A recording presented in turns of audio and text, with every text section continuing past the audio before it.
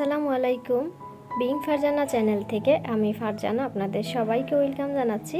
যে যেখান থেকে আমার এই ভিডিওটি দেখছেন, আশা করছি আল্লাহর রহমতে সবাই ভালো আছেন এবং সুস্থ আছেন। আমরাও বেশ ভালো আছি আলহামদুলিল্লাহ। আবারও একটি নতুন লাইফস্টাইল ব্লগ নিয়ে আপনাদের মাঝে হাজির হয়ে গেলাম। আশা রাখছি ভিডিওটি ভালো লাগবে। ঘুম থেকে উঠে ওয়াশরুমে যাওয়ার আগেই আমি পানিটা খেয়ে নেই। সকাল সকাল পানি খেলে দেখা যায় যে গ্যাস্ট্রিকের সমস্যা থেকে মুক্তি পাওয়া যায়। আর অনেক উপকার রয়েছে সকালবেলা খালি পেটে পানি খাওয়ার। এখন বাচ্চাদেরকে ডেকে ঘুম থেকে তুলে সরাসরি চলে এসেছি রান্নাঘরে। নাস্তা রেডি করব। বাচ্চারা যেহেতু স্কুলে যাবে, তো ওদের জন্য নাস্তা রেডি করে নিচ্ছি। আর আজকে আমি খিচুড়ি করব, যেখানে থাকবে সবজি, চাল, ডাল, সব ধরনের পুষ্টি থাকবে। সকালে নাস্তার জন্য এই খিচুড়িটা একটা আদর্শ খাবার। তো খুব ভালো করে আমি চাল আর ডালকে একসাথে ধুয়ে নিয়েছি। আর এই চালটা হচ্ছে গ্রামের বাড়ি থেকে আমার শাশুড়ি আম্মা পাঠিয়েছে। এই চালটাকে আমরা গ্রামের ভাষায় আল্লা চাল বলে থাকি। নবান্নর উৎসব বলতে আমরা ছোটোবেলায় যেটা বইয়ে পড়েছি, সেটা কিন্তু ছোটোবেলা পর্যন্তই বিদ্যমান ছিল। বড় হওয়ার পরে সেরকম করে আর নবান্নর উৎসব দেখিনি। ছোটোবেলায় দেখতাম শীতের শুরুতে সবার ঘরে ঘরে পিঠা উৎসব হতো, তো সেখানে সবাই শীতের পিঠা বানাতো। এখনকার সময়ে শীতের পিঠা বানানো হলেও দেখা যায় যে সবার ঘরে অল্প পরিসরে হয়, আর খুব ঘটা করে বা আয়োজন করে হয় না। অর্থাৎ যার ঘরে হয় শুধু সেই জানে। কিন্তু কিন্তু ছোটোবেলায় বাড়িতে পিঠা হলে পাড়া প্রতিবেশী সবাই এই খবর জানতো। কারণ ঢেঁকিতে বা হচ্ছে আমরা গ্রামের ভাষায় যেটাকে কাইল মশল বলি, তো এটাতে হচ্ছে ধান পিষে তারপরে চালকে গুঁড়ো করে তারপরে হচ্ছে পিঠা বানানো হতো। এর আওয়াজ কিন্তু সকাল ভোর হওয়ার আগেই এর আওয়াজেই ঘুম ভাঙতো। কি সুন্দর একটা পরিবেশ ছিল। তেলে পেঁয়াজ খুব ভালো করে ভেজে নিয়েছি, আর একদম লালচে করে ভাজা ভাজা হয়ে গেলে দিয়ে দিচ্ছি আদা রসুন বাটা আর পরিমাণ মতো লবণ। আর এখানে অল্প করে সব মশলা দিয়েছি। মশলাটা আপনার উপর নির্ভর করবে আপনি কি কি মশলা খেতে পছন্দ করেন। তো আমরা যেহেতু মশলাদার খাবার একটু পছন্দ করি, তো সেই অনুযায়ী মশলাটুকু দিয়ে নিয়েছি। আর যদি মশলা ছাড়া খাবার পছন্দ করেন তবে মশলা না দিলেই ভালো হবে, যেহেতু সকালের খাবার। তবে আমি অল্প পরিমাণে দিয়েছি। ঝটপট কাজগুলো সেরে ফেলার জন্য এর আগে থেকেই আমি সবজিগুলো কেটে ফ্রিজে রেখে দিয়েছিলাম, অর্থাৎ এর আগের দিন সন্ধ্যাবেলা। তো সবজিগুলো আমি এখন ঝটপট করে দিয়ে খুব ভালো করে নেড়ে চেড়ে এটাকে কষিয়ে নিয়েছি। আর এ পর্যায়ে দিয়ে দিচ্ছি চাল। এক্ষেত্রে আপনারা ঠান্ডা পানিও দিতে পারেন, আবার গরম পানিও দিতে পারেন, তবে একটু ঝরঝরা টাইপের রাখলে গরম পানি দিবেন। আর পরিমাণ মতো পানি দিয়ে আমি এটাকে, যে ডিমটা ঝুরো ঝুরো করে ভেজে রেখেছিলাম, সেটা দিয়ে ঢাকনা দিয়ে ঢেকে রেখে দিয়েছি। চুলার আঁচ কমিয়ে দিয়েছি। আর আজ আরিয়ানা স্কুলে যায়নি, শুধু যারা স্কুলে গিয়েছে। তো আরিয়ানার চুলটা এদিকে একটু খুব ভালো করে আঁচড়িয়ে দিচ্ছি।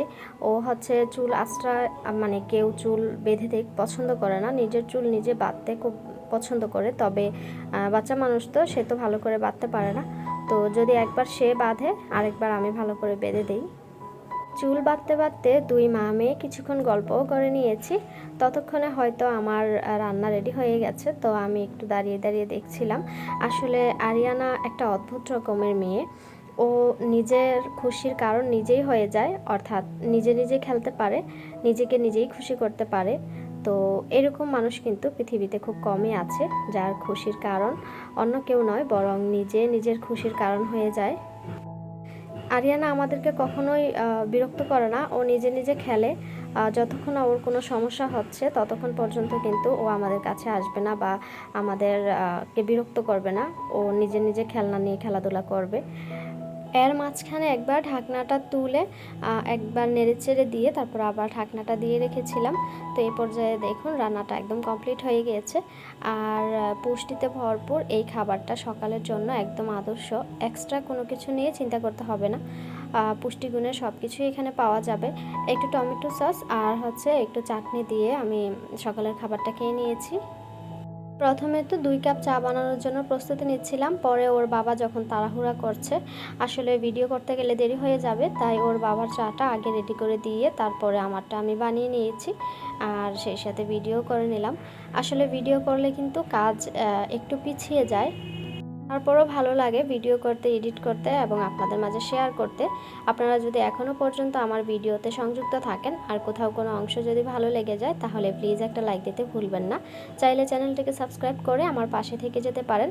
আর যদি আপনি ফেসবুক থেকে ভিডিওটি দেখে থাকেন তাহলে চাইলে পেজটাকে ফলো করে রাখতে পারেন। ভিডিওর ভালো মন্দ দিক নিয়ে আপনি চাইলে কমেন্ট করে আপনার মন্তব্য লিখে জানাতে পারেন, আমার কাছে বেশ ভালো লাগবে।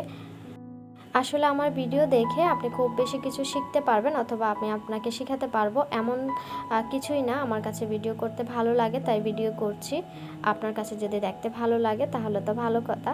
আর যদি কোনো কিছু আপনার জানার থাকে বা জানানোর থাকে তাহলে অবশ্যই আমাকে কমেন্ট করে বলতে পারেন। বাসায় নাকি প্রচুর ডিম খাওয়া হয়, এই জন্য আমার সাহেব আমাকে অনেকগুলো ডিম একসাথে নিয়ে এনে দিয়েছে। তো যাই হোক, ডিমগুলোকে তো আর ফেলে দিতে পারি না, সব কিছু আমি ফ্রিজে সংরক্ষণ করে রেখেছি। জানি না এগুলো কতদিন পর্যন্ত ভালো থাকে, তবে দেখা যাক কতদিন পর্যন্ত ভালো থাকে। আর এখানে আমি দুপুরের খাবারের প্রস্তুতি নিচ্ছি। তাদের জন্য সবজি, মাছ, মাংস রান্না করলেও খুব বেশি দিন কিন্তু এগুলো খেতে ভালো লাগে না। মাঝে মধ্যে এরকম শুটকি খেতে মন চায়, তো আজকে কচুরলতি রান্না করছি। আর পেঁয়াজটা লাল হয়ে এলে আমি বেশি করে রসুন দিয়ে দিয়েছি। আপনারা যদি রসুনের পরিমাণটা একটু বাড়িয়ে দেন তাহলে কিন্তু কচুরলতি আর গলায় ধরে না। আর চেষ্টা করবেন শুটকির সাথে কচুরলতিটাকে খুব ভালো করে কষানোর জন্য। এই ক্ষেত্রে শুটকিটাকে আগে কষিয়ে নেবেন, কারণ কচুরলতি সিদ্ধ হতে বেশি সময় নেয় না।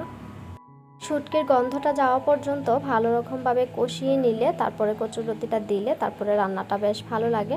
আর যদি মনে করেন যে লতি কাটার সময় হাত ধরেছে, অর্থাৎ রান্নার পরে গলা ধরতে পারে, সেই ক্ষেত্রে আপনারা সামান্য লেবু রস দিয়ে দিতে পারেন। এক্ষেত্রে কিন্তু আর গলা ধরে না। ছাদ থেকে কাপড় আনার পরে পুরো বিছানা জুড়ে কাপড়গুলো এভাবেই ছড়িয়ে ছিটিয়ে থাকে। তো এগুলোকে গুছিয়ে তারপরে ভাত খেতে চলে এসেছি। শুটকি হলে আমার প্লেটে আর কোনো কিছুই লাগে না, আমি খাবারটা খেয়ে নিচ্ছি আর আপনাদের কাছেও বিদায় নিয়ে নিচ্ছি। সবাই ভালো থাকবেন, সুস্থ থাকবেন। আল্লাহ হাফেজ, আসসালামু আলাইকুম।